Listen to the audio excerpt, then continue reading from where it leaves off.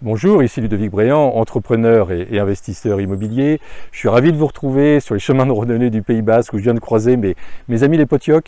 Les Potiocs, c'est des petits chevaux, un petit peu plus hauts que des poneys que vous trouvez sur les chemins de randonnée du Pays Basque. Donc là, il y en a un qui a failli manger ma sacoche, mais tout va bien, tout est OK. Alors aujourd'hui, nous allons traiter de recherche de biens immobiliers. Vous avez plusieurs possibilités pour trouver le bien immobilier le mieux adapté à votre situation. La première possibilité, c'est de rechercher un bien de particulier à particulier. Donc vous avez des sites internet comme Le Bon Coin, comme pap.fr, pap.fr.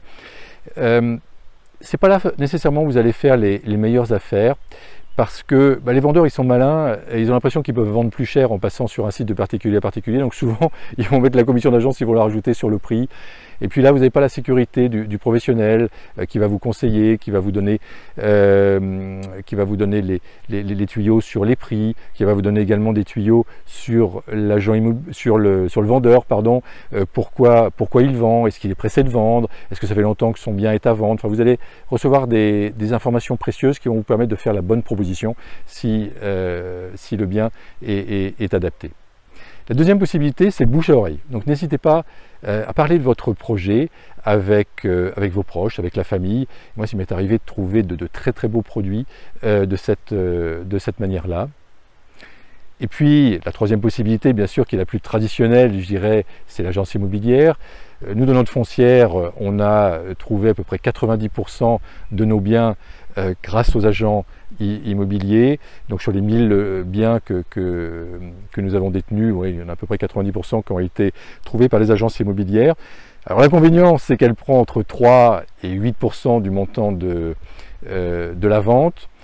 L'avantage, c'est qu'elle va nous aider à bien négocier donc, auprès du vendeur.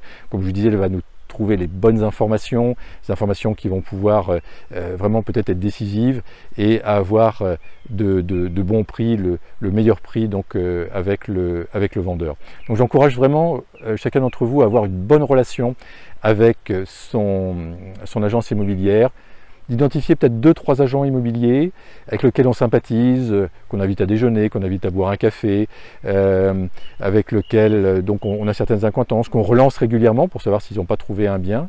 Et il est tout à fait possible que même avant qu'un bien soit sur le marché, ils vous appellent en disant écoutez là j'ai quelque chose qui correspond à vos attentes, a priori est-ce que ça vous intéresse? Et là, bien sûr vous êtes prioritaire par rapport aux autres. Une autre possibilité, quatrième possibilité, c'est de passer par un chasseur immobilier. Donc vous allez signer un mandat de recherche et le chasseur immobilier, il va se mettre en recherche du bien le mieux adapté à votre situation. Donc ça, c'est également une belle possibilité.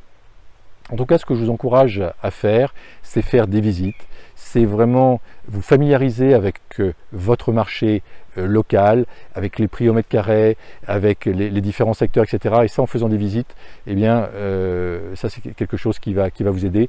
Et vous aurez donc au fur et à mesure les bons réflexes qui vont vous permettre de tout de suite savoir si un bien immobilier est fait pour vous ou pas, même sans le visiter, avec des photos, en établissant le budget. Quand vous connaissez le secteur, la surface, le prix au mètre carré, vous serez beaucoup plus à même à faire ou non une proposition rapidement.